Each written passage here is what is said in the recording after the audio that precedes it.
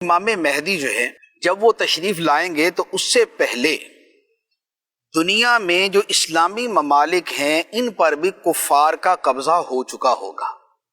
ایک بات۔ دوسری بات یہ ہے کہ امام مہدی کا ظہور جو ہے یہ مکہ مکرمہ میں ہوگا، اور وہاں پر اولیاء کرام انہیں پہچانیں گے اور ان سے بیعت کی درخواست کریں گے اور ان کی بیعت کریں گے۔ تیسرے نمبر پر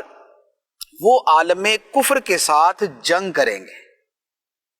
پھر اس کے ساتھ یہ ہے کہ وہ نبی پاک علیہ الصلوۃ والسلام کی آل پاک میں سے ہوں گے، یعنی سید ہوں گے، اور ان کی والدہ کا نام آمینہ ہوگا، ان کے والد کا نام عبداللہ ہوگا۔ تو یہ والی اس طرح کی جو نشانیاں ہیں یہ ذرا اپنے ذہن میں پہلے سے رکھی جائیں،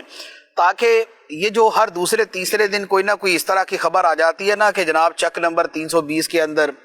کسی نے جو ہے نا وہ مہدی کا دعویٰ کر دیا، یا جمعہ گوٹ کے اندر کو کھڑا ہو گیا، تو یہ والے مسائل جو ہے نا اس میں بندہ اویئر رہے کہ بھئی نہیں، یہ سارے جو ہے نا یہ غلط دعویٰ کرنے والے